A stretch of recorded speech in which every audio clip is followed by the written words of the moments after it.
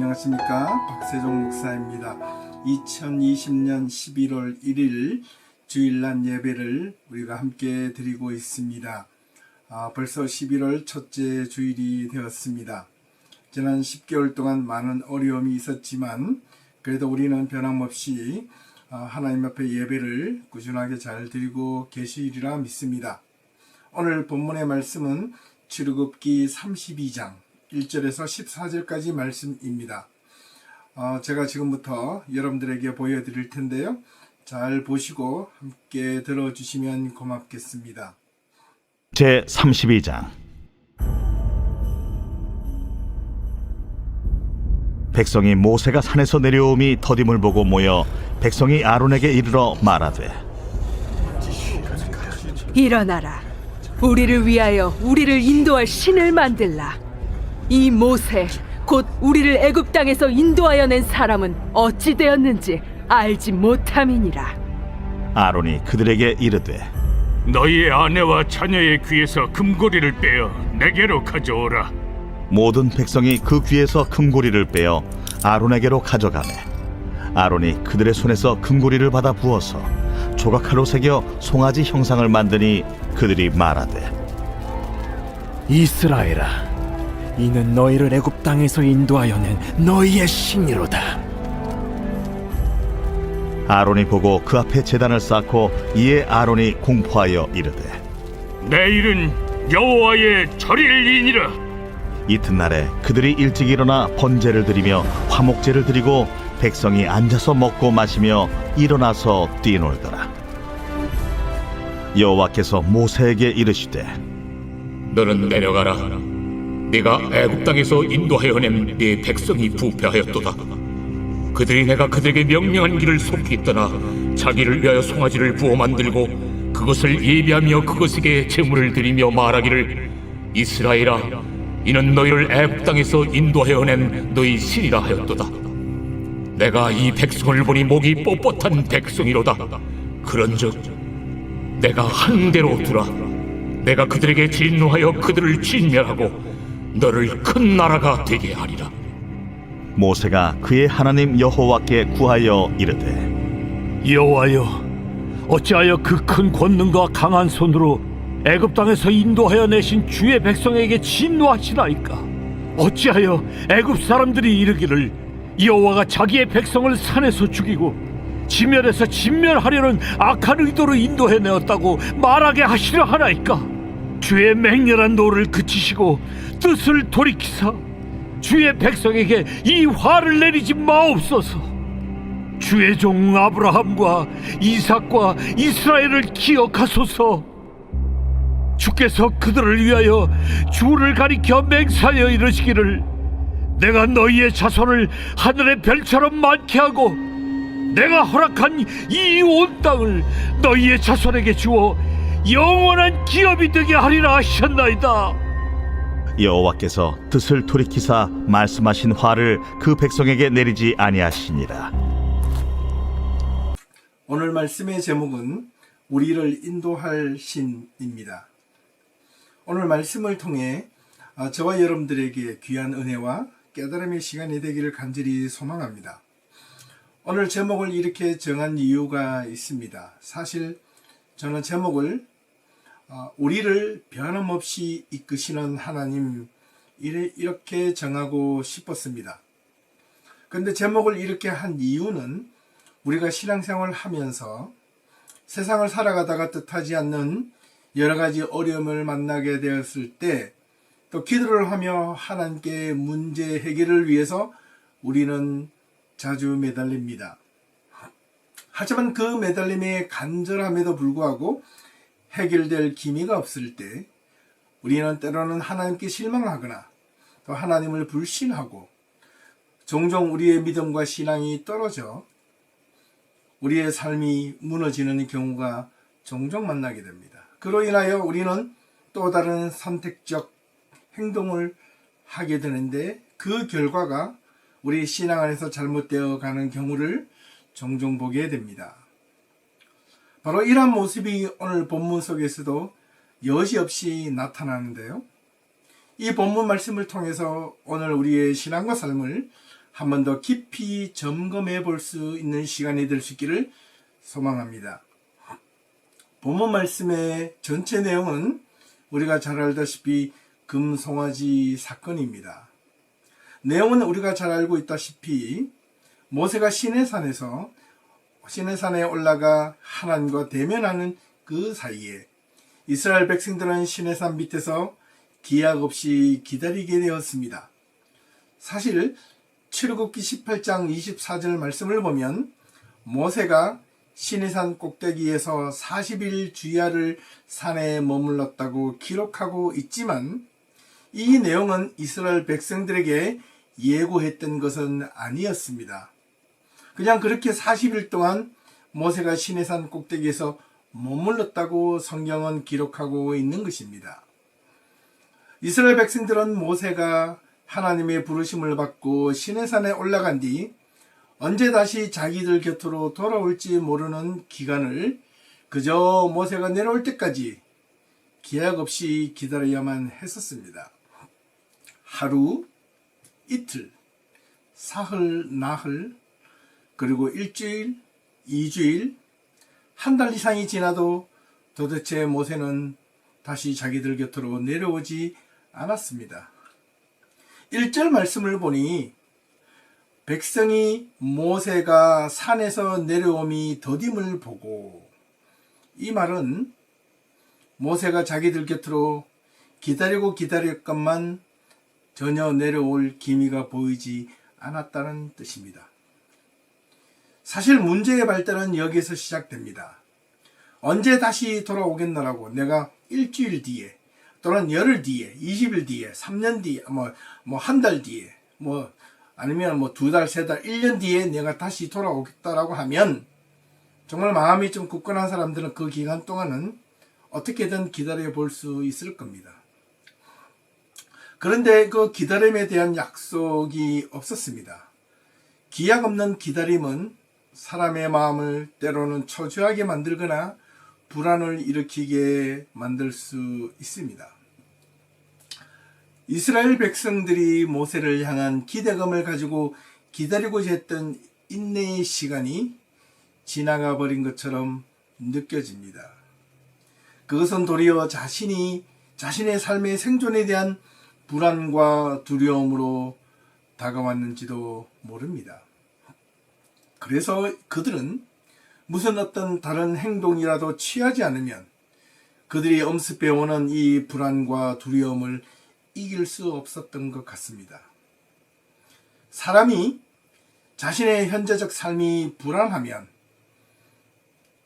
때로는 과거에 집착하는 경우가 있는데, 마찬가지로 이스라엘 백성들에게도 지난날 자신들이 노예생을 하며 머물렀던 애굽에서부터 시작하여 지금 이 시내산까지 나오게 된 지난날을 회상하게 되었는지도 모릅니다. 지난날을 돌아보니 그들은 자신들이 노예 생활로 고난받고 있었을 때 그때 받은 고통과 고난에서 벗어나게 만들어준 모세가 고마웠습니다. 그리고 자신들을 출애굽시켜준 것도 고마웠습니다. 더구나 그들은 출애굽을 할 때 이 사막 한가운데 있는 시내산이 아니라 그들이 가야 할 최종 목적지는 과거 자신들의 조상에게 약속했던 바로 그 가나안 땅임을 모세는 이스라엘 백성들에게 출애굽하기 전 이미 알려주었고 그들은 그곳으로 갈 줄 알았습니다. 출애굽하기 전 애굽의 바로왕의 집요한 방해에도 불구하고 모세를 통하여 이적과 기적을 경험해서 당당하게 출애굽할 수도 있었습니다. 출애굽을 하여 광야 한가운데 지나 시내산에 오기까지 약 3개월 동안 이적과 기적을 또한 경험했습니다. 목마를 때 물을 주었고 줄이고 배고플 때 만나와 메추라기를 보내주셨고 지금도 여전히 먹고 있었습니다. 눈으로 보이도록 낮에는 구름 기둥과 불 기둥으로 우리를 자기들을 인도해 주셨다는 것을 알았습니다. 그래서 이끌려 온 곳이 바로 이 사막 한가운데 바로 시내산 밑이었습니다. 여기서 성경은 얼마 동안 이스라엘 백성들이 이 시내산에서 머물렀다고 기록하고 있습니까? 1년.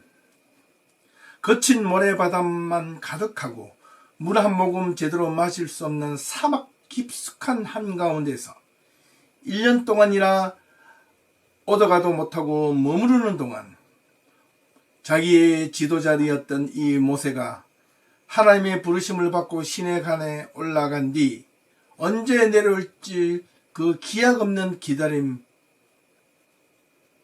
그 기다림 가운데 아마 앞뒤 전후 문맥을 보았을 때 아마 이 순간에 모세가 시내산에 올라갔던 그 순간은 1년이 다 되어갈 쯤이 아니었을까라는 추측을 해보게 됩니다. 하나님께서 모세를 부르시고 시내산에 올라간다고 백성들에게 예고했습니다. 그리고 올라갔습니다. 시내산 꼭대기에는 구름으로 가리워져 더 이상 모세를 볼 수가 없었습니다. 이스라엘 백성들은 언제 다시 내려오겠다는 기약도 없이 마냥 모세를 기다릴 수밖에 없었습니다. 처음에는 이제 모세가 하나님으로부터 어떤 말씀을 받아서 내려오면 이 1년 동안 머물렀던 이 주로한 이 광야 한가운데 사막에서 다시 벗어나 그들이 출애굽을 할 때 약속받았던 그 약속의 땅 가나안으로 갈 수 있을 것이라는 어떤 희망과 기대감을 가졌는지도 모릅니다. 그래서 열심히 기다렸습니다. 그런데 모세가 내려오질 않는 겁니다. 그래서 이스라엘 백성들은 점점 자신들이 기대하였던 그 기대감과 기다림의 시간이 지나가 버렸습니다. 그들이 바라던 모세가 자신들의 눈앞에 사라져 돌아오질 않으니 불안과 두려움은 점점 쌓이만 가게 된 것입니다. 그래서 그들은 무엇이라도 해야만 됐습니다. 지금 처한 현실을 오도가도 못하는 상황 속에서 그들은 어떤 일이라도 다시 하지 않으면 여기서 모두가 그냥 전멸하고 죽을 것만 같이 느꼈는지도 모릅니다. 그래서 1절 중반을 보니 백성들이 아론에게 찾아갔습니다. 그리고 말했습니다. 일어나라. 우리를 위하여 우리를 인도할 신을 만들라. 이 모세, 곧 우리를 애굽 땅에서 인도하여 낸 사람은 어찌 되었는지 우리가 알지 못함이니라. 이렇게 강하게 요구하고 있습니다. 여기서 잠깐 갑자기 질문 한 가지가 생깁니다. 왜 이스라엘 백성들이 모세가 내려오질 않는 것에 대하여 아론에게 우리를 위하여 우리를 인도할 신을 만들어 내라고 요구했을까라는 점입니다. 상식적으로 보면 모세는 그들의 지도자였습니다. 지도자가 없다면 그들에게 지금 필요한 것은 신이 아니라 다른 지도자입니다. 아론에게 가서 우리를 인도하여 낸 지도자가 없으니 우리에게 다시 지도자를 뽑게 해달라거나 지도자를 선정하여 세워달라고 요구했었어야 맞습니다. 그런데 느닷없이 갑작스레 우리를 인도할 신을 만들어 달라고 요청을 했을까라는 점입니다. 여기에 오늘 이스라엘 백성들이 스스로 함정에 빠졌던 사실을 우리는 찾아볼 수 있습니다.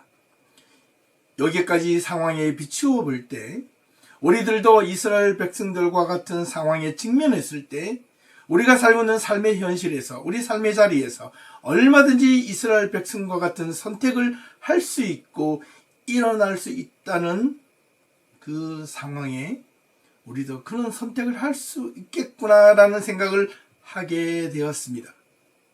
그들이 지금 요구하고 있는 것은 지도자가 아니라 자신들을 인도할 신을 만들어 달라는 요구에는 지난 과거의 모든 삶을 버리겠다는 것이었습니다.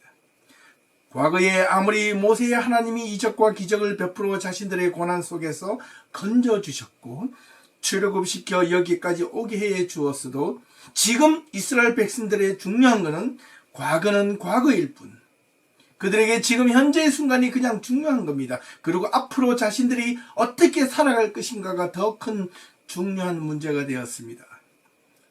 이 문제는 비단 이스라엘 사람들의 그 문제뿐만 아니라 오늘 우리가 살아가는 우리의 삶의 현장에서도 이러한 문제가 부닥쳤을 때 얼마든지 이런 문제 앞에서 선택할 수 있는 그런 요소들이라는 사실입니다. 과거의 이스라엘 백성들, 그들은 어떻게 그들 자신들을 인도해 주셨건 간에 그것은 고마운 것은 고마운 것이고, 지금 문제 앞에 자신이 선택해야 할 것은 바로 이것이다. 이것이 최선의 선택이다. 그 이스라엘 백성들이 자기 합리화를 선택하게 된 것입니다. 어떻게 인간적으로 볼 때는 그렇게 선택할 수밖에 없었는지도 모릅니다. 이런 모습을 보시고 하나님께서 모세를 향하여 무엇이라 말씀하셨습니까? 두 가지로 요약해서 그들을 책망하십니다. 그 첫 번째가 7절, 내 백성이 부패하였도다.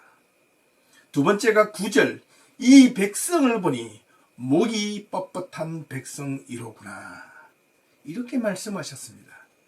여기서 두 입장을 한번 서로 다르게 생각해 보겠습니다. 그 첫 번째는 이스라엘 백성들의 입장이고, 두 번째는 하나님과 모세의 입장입니다. 그 첫 번째 이스라엘 백성들의 입장에서 바라볼 때 그들이 이렇게 하나님으로부터 부패하고 목이 뻣뻣한 백성으로 치부받을 만큼 정말로 잘못된 행동을 했는가라는 점입니다. 일반적으로 볼 때 잘못했다고 보여집니다. 왜? 하나님을 향한 믿음의 불신을 가졌기 때문이라고, 또 잘못된 행동과 선택을 했기 때문이라고 우리는 알고 있습니다. 그런데 사실 말입니다.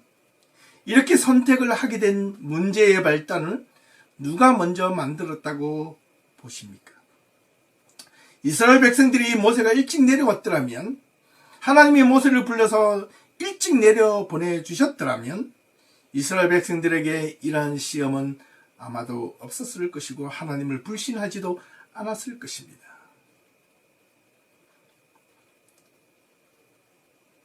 그런데 말입니다. 어쨌든 이스라엘 백성들은 자신들이 이러한 선택을 할 수밖에 없는 당위성을 한편 돌아다 보니 저는 10분, 저도 사람인지라 이스라엘 백성들의 입장에서 보면 충분히 이해가 됩니다. 다른 하나의 입장은 하나님과 모세의 입장입니다. 하나님과 모세가 보시기에 끝까지 믿고 이스라엘 백성들이 자기들을 향하여 신뢰하고 믿음을 가지고 끝까지 기다려 주기를 바랬는지도 모릅니다. 그러나 하나님과 모세는 이스라엘 백성들이 하나님과 모세를 향하여 끝까지 기다려 주지 못하고 다른 선택을 하게 된 것을 보고 크게 실망하여 그들에게 두 가지 책망을 하셨다는 겁니다. 네 백성이 부패하였고 백성들의 목이 뻣뻣한 자들임을 책망하셨다는 겁니다. 아무튼 이런 두 입장이 서로 팽팽하게 갈려지고 있는 상황 속에서 이스라엘 백성들은 현재 처한 상황과 미래에 대한 자신들의 불확실함 때문에 불안과 두려움으로 점점 가중되는 그 상황에 무엇이라도 해야만 했는데 그 선택이 바로 아론을 찾아가는 것이었습니다. 아론에게 찾아가서 아론이시여, 우리가 모세가 내려오지 않는데 어떻게 하면 좋겠습니까? 이렇게 했더라면 더 좋았지 않았을까?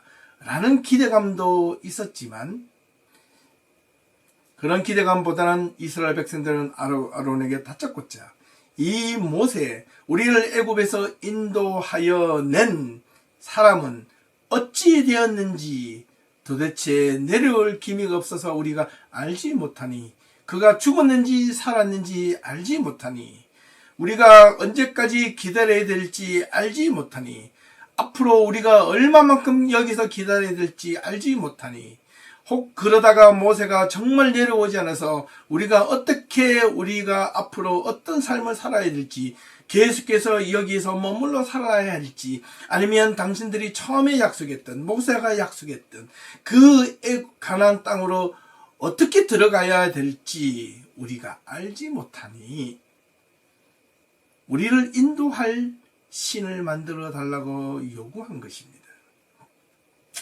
어떻게 보면 이것이 지극히 현실적인 문제인지도 모릅니다. 근데 앞서서 제가 말씀드렸죠. 신을 만들어다는 것이 중요한 것이 아니라 지도자를 뽑아서 다시 자기들을 인도해 줄 지도자를 요구했어야 되는데 왜 인도할 신을 요구했을까라는 점입니다. 다시 이스라엘 백성들의 입장에서 생각해 보면 이 요구가 과연 무리한 요구였을까라는 겁니다. 예. 그들이 이렇게 하나님으로부터 부패하고 목이 뻣뻣한 백성으로 치불 만큼 정말로 그렇게 잘못된 행동을 했는가 다시 한번 곱씹어 봅니다. 예. 이러한 행동 때문에 하나님으로부터 부패하고 목이 뻣뻣한 백성으로 취급받았던 그 사실. 그런데 여기서 이스라엘 백성들이 아론을 찾아가서 그들의 입장을 요구할 때 그때 그 순간 왜, 또 다른 질문, 왜 아론은 고분고분하게 대주었을까라는 점입니다. 그걸 다시 한 번 더 깊게 묵상해 보면 그 판단이 달라질 수 있습니다. 아론은 오히려 마치 화답이라도 하듯 무언가를 만들어 그들에게 보여주며 이렇게 말을 했습니다. 무엇을 만들어 주었습니까? 바로 금송아지를 만들어 주었습니다. 금송아지를 누가 만들었습니까? 아론이 만들었어요. 아론이 만들었답니다. 이스라엘 백성들이 금송아지를 만들어 주시오라고 하지 않았고 우리를 인도할 신을 그냥 만들어 달라고 요구했던데 아론은 금송아지를 만들어 주었다는 겁니다. 4절 말씀에 이스라엘아 이는 너희를 애굽 땅에서 인도하여 낸 너희의 신이로다. 이렇게 이야기를 한 것입니다. 이스라엘 백성들이 금송아지를 만들어 달라고 요구하지 않았습니다. 근데 가만히 보십시오. 아론이 그 이스라엘 백성들의 요구에 금송아지를 만들어 이 자가 바로 너희들을 애굽에서 인도하는 신이었다라고 이야기한 것입니다. 아론은 수많은 형상들 가운데 왜 하필 금송아지를 만들어 보여주며 이스라엘아 이는 너희를 애굽에서 인도하여 낸 너희의 신이로다 라고 말을 했을까요? 이스라엘 백성들은 과거에 어떤 형태의 신이든 간에 상관없이 자신들을 인도하여 낼 신, 즉 미래의 신을 만들어 주길 원했는데 그 신이 바로 아론은 너희에게 애굽에서 여기까지 인도해낸 신이라고 과거형으로 화답했습니다. 오히려 아론이 하나님에 대한 정말로 대단한 불명예를 안겨드리는 우상을 저지른 잘못을 저지른 것처럼 보여집니다. 하나님을 애굽의 신 가운데의 하나인 이 금송아지로 변질되게 만들어 보여준 자가 그 장본인이 바로 누구였느냐? 바로 아론이었기 때문에 그렇습니다. 어떻게 보면 아론이 이스라엘 백성들보다 더 큰 잘못과 행동을 했는지도 모릅니다. 그리고 또한 이스라엘 백성들이 아론에게 자신들을 인도할 신을 요구했을 때 안 돼! 라고 말을 하지 못한 잘못이 있지 않나는 생각을 하게 됩니다. 아론이 끝까지 목에 칼이 들어왔어도 안 돼! 라고 단호하게 말하며 그것은 범죄입니다. 그것은 죄악입니다. 하나님으로부터의 불신입니다. 그렇게 하시면 안 됩니다. 끝까지 기다리십시다. 라고 막았더라면 어떻게 되었을까? 그렇다면 이스라엘 백성들이 과연 아론의 말을 따라 순종했을까? 여기서 참으로 지도자의 중요성을 무엇보다 상기시키는 대목이 아닐 수 없습니다. 그런데 왜 아론은 그렇게 하지 못하고 오히려 이스라엘 백성들이 가지고 있는 금고리를 가져오게 하여 금송아지를 만들어 보여주었는가라는 겁니다. 아론이 착각했거나 무슨 잘못된 생각을 했었을까요? 금송아지는 무엇을 상징하는 겁니까? 풍요와 번영을 상징합니다. 아이러니하게도 미국에 있는 뉴욕 월스트리트 가의 그 끝자락에 항구 끝에 가면 커다란 동상 하나가 서 있는데 그것은 바로 큰 황소입니다. 왜 이렇게 오버랩이 되는 것일까요? 미국 뉴욕 월스트리트 거리가 상징해 주는 것은 무엇입니까? 바로 자본입니다. 풍요입니다. 번영의 상징이었던 것입니다. 왜 하나님은 아론의 이러한 행위를 탓하지 아니하시고 이스라엘 백성들의 행동만 탓하시고 그렇게 질책하셨는가를 깊게 생각해 보아야 합니다. 만약 아론의 잘못이 있었다면 하나님은 분명 아론을 책망하셨을 것입니다. 아론아, 너 그렇게 하면 안 돼. 너 나에 대해서 어떻게 나를 이방의 신상과 똑같이 나를 비교하다니, 이렇게 책망하셨을 거라는 겁니다. 누가 보기에도 아론이 십계명에 나오는 것처럼 자신을 위하여 하나님을 위하여 우상을 만들지 말라는 그 계명을 정면으로 거역한 것이 되고 마니까 그렇습니다. 여기서 하나님께서 이스라엘 백성들이 부패하고 또 목이 뻣뻣한 백성이라고 하신 이유와 아론을 책망하지 않으신 이유를 함께 결론적으로 생각해 봅니다. 아론이 어찌 보면 이스라엘 백성들이 마음을 간파했는지도 모릅니다. 아론은 그들의 이스라엘 백성들의 마음이 어떠했는지를 이미 알아차렸는지도 모릅니다.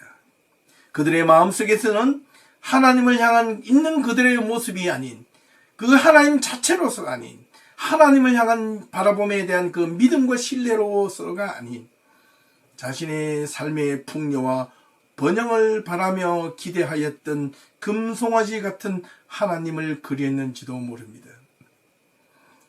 대부분 사람들이 신앙생활을 해갈 때 아마 이런 기대감을 가지고 신앙생활을 하고 계신 분들이 많지 않을까라는 조심스러운 판단을 해보게 됩니다. 그들이 기대한 하나님이 바로 금송아지와 같은 하나님, 자신들이 그 하나님을 잘 따르기만 하면 풍요로운 삶으로 인도해 주실 하나님, 그 하나님만을 기대하였는지도 모릅니다. 그들이 처한 상황에 대한 문제의식을 잃지 못하고 그들의 내면 속에 깊은 곳에 숨겨져 있는 욕망과 탐욕을 제하지 못하고 그들은 다만 현실의 문제, 삶의 문제, 그리고 답답한 자신의 삶에 처한 이 막연한 이 삶의 현실의 문제에 대한 해결자로서의 하나님을 요구했는지도 모릅니다. 과거에 어떤 식으로 자신들을 인도했던 간에 그것이 지금 문제가 되지 않습니다. 아무런 소용이 없었습니다.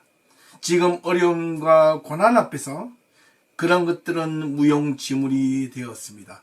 과거에 어떤 것이 경험을 했든 간에 그것이 지금 자기가 처해 있는 이 고난과 이 절망 앞에서 그들은 아무런 힘도 발휘하지 못했던 겁니다. 지금이 중요하다는 겁니다. 지금이 먹고 사는 것이 중요하다는 겁니다. 자신이 살아갈 날이 막막해져 있는 상황 앞에서 이 막막한 삶에 대한 현실의 문제들을 막힘없이 해결해 줄 그런 신이 이스라엘 백성들에게 필요했는지도 모릅니다.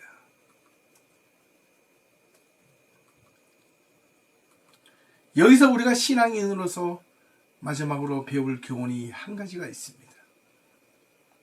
우리도 지금처럼 지루하게 우리의 삶이 멈추어지고 그동안 수십 년 동안 쌓아 올렸던 모든 이 삶의 공든탑이 갑작스럽게 무너지고 내가 한 치 앞도 하루를 어떻게 살아가지 못할 만큼 답답한 상황에 놓여져 있고 우리의 미래의 삶이 불확실해져 가는 상황 앞에 놓여졌을 때 우리 모두도, 우리 성도들도, 저도, 우리 교회가 과연 무엇을 붙잡아야 하는가라는 질문을 우리에게 던져주고 있습니다.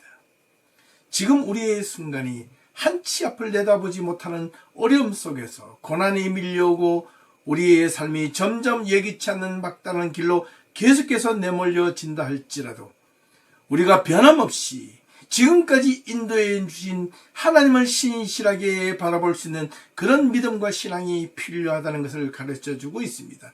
이스라엘 백성들에게 왜 부패하였고 왜 목이 뻣뻣한 백성이라고 비판하였을까? 왜 아론을 책망하지 아니하셨을까? 그런 행동을 했음에도 불구하고 이스라엘 백성들에게 부패한 백성, 목이 뻣뻣한 백성들이라고 비판하신 것은 이미 마음속에서 하나님을 향한 신뢰가 무너진 것이 아니라 하나님을 바라보는 그 바라봄의 그 기대감, 그 내면의 깊숙한 곳에서부터 이미 출발점이 잘못되었다는 겁니다. 부패하다라는 이 말은 상하여 그 본질을 잃어버리다라는 뜻이지 않겠습니까? 원래 하나님을 향하여 바라보았던 그 마음이 바뀌어졌다, 변하게 되었다는 뜻이죠. 그리고 목이 꿋꿋한 백성들이라는 이 말의 뜻은 자기의 고집과 주장, 자기의 생각들, 이것이 변함이 없이 주장하다라는 뜻이죠. 하나님의 말씀 앞에 자기를 내려놓지 못하고 하나님을 향하여 처음부터 끝까지 온전한 신뢰를 하지 못하고 자기가 생각하는 대로, 자기가 느끼는 대로 이것이라고 생각하는 그 주장대로 가는 행동을 하나님은 부패하고 목이 뻣뻣한 백성이라고 말씀하셨던 것입니다. 아론은 또한 그 사실을 이스라엘 백성들의 내면 속에서 가지고 있었다는 것을 알았기 때문에 어떻게 보면 역설적으로 오히려 금송아지를 만들어 줌으로써 너희가 지금까지 여기까지 인도하여 낸 그 하나님을 바라보던 모습이 금송아지를 기대했던 애굽에서 풍요와 번영의 상징으로만 여겨졌던 그 하나님을 너희는 기대하면서 여기까지 왔기 때문에 이 적막하고 황량한 사막 가운데서도 끝까지 변함없이 지켜주실 하나님을 기대하지 못하고 너희들은 여전히 마음이 변질되어 과거적 애굽에서 보고 듣고 느꼈던 그 신을 하나님에게 갈망하고 있구나라고 비판하였던 것입니다. 사랑하는 성도 여러분, 과거뿐만 아니라 현재도 또는 앞으로 나아갈 미래에도 우리는 영원히 함께 하실 하나님이심을 믿습니다. 우리를 인도할 신을 계속해서 우리의 삶이 어려울 때마다 요구하시겠습니까? 그렇지 않지 않습니까? 변함없이 우리와 함께 하실 하나님, 그 하나님을 신실하게 우리의 삶에 유리하고 불리한 상황에 상관없이 끝까지 하나님을 신뢰하며 나아갈 수 있기를 주님의 이름으로 축원합니다. 오히려 지금 이 순간에야말로 우리의 믿음이 정말 그렇게 가고 있는지 아닌지에 대해서, 우리의 믿음이 흔들리고 있는지 아닌지에 대해서 지금 우리가 처해 있는 이 상황 가운데 검증받고 받아야 될 때가, 검증받을 때가 아닌가 감히 생각해 봅니다. 사랑하는 성도 여러분, 오늘 지금 우리의 순간이 암울한 터널을 지나고 있다 할지라도 반드시 그 끝에는 끝이 있습니다. 어두움의 터널을 빠져나올 때 믿음의 환호성을 끝까지 우리 모두가 함께 지를 수 있기를, 다 성도들이 그런 환호성을 지를 수 있기를 주님의 이름으로 축원합니다. 끝까지 어둠의 터널 가운데서 우리는 우리의 믿음을 지켰다, 성도들은 믿음을 지켰다라고 고백할 수 있는 우리 모든 예배교회 성도들이 다 될 수 있기를 주님의 이름으로 축원합니다. 이번 11월 한 달도 우리의 삶이 하나님을 향한 변함없는 믿음 안에서 더욱 든든하여지기를 주님의 이름으로 축원하며, 이번 한 주간도 하나님의 말씀 안에서 넉넉하게 우리의 상황들을 이겨나갈 수 있기를 진심으로 소망합니다. 함께 기도드리시겠습니다. 하나님 아버지, 감사합니다. 오늘 우리에게 주신 말씀을 통하여 다시 한번 우리의 믿음과 우리의 삶을 돌아다 봅니다. 우리의 삶이 아무리 어렵고 힘들고 우리가 예기치 않는 어떤 그런 상황 앞에서 우리가 부닥쳐 답답함과 불안과 두려움으로 엄습한다 할지라도 하나님을 향한 신뢰만큼은 변하지 않게 도와주시고 하나님을 향한 굳건한 믿음을 가지고 우리 앞에 놓여진 이 모든 상황들을 잘 헤쳐나갈 수 있도록 하나님 인도하여 주시옵소서. 각 가정마다 각 개인마다 처해 있는 여러 가지 어려움과 고난들이 있을 줄로 믿습니다. 문제거리를 가지고 주님 앞에 기도할 때마다 하나님 응답하여 주실 줄 믿습니다. 그 응답의 시간이 길어지고 자신들이 기대하였던 그 기다림의 시간보다 훨씬 늦게 이루어진다 할지라도 하나님 포기하지 않게 하옵소서. 우리의 믿음이 변하지 않게 하옵소서. 다니엘의 새 친구들의 고백처럼 그리 아니하실지라도 변함없는 하나님을 끝까지 신뢰하고 내 삶이 죽음의 자리로 던져질지라도 그 가운데 함께 하시는 하나님이 계실 수만 있다면 그것만으로도 감사할 수 있는 우리 모두가 되게 도와주시옵소서. 우리가 바라보는 하나님은 단지 풍요와 번영을 위하여 기대하는 하나님이 아닌 줄로 믿습니다. 끝까지 우리를 지켜주시고 우리와 함께 하시고 우리를 인도해 주실 하나님이심을 믿고 이번 한 주간도 그 말씀에 의지하여 오늘 하루하루 살아가겠습니다. 저희들에게 힘과 용기를 더하여 주시옵소서. 가정의 평안과 우리의 삶의 일터 가운데 함께하여 주시옵소서. 어려움에 처해 있는 자들의 삶과 그들의 부르짖음을 굽어 살펴 주시옵소서. 우리 교회를 하나님 온전하게 지켜주시고 우리 교회에 속해 있는 모든 성도들 또 세계의 만방 곳곳에 숨겨져 있는 하나님의 거룩한 백성들 그들을 기억하여 주시옵소서. 감사드리며 예수님의 이름으로 기도하옵나이다. 아멘.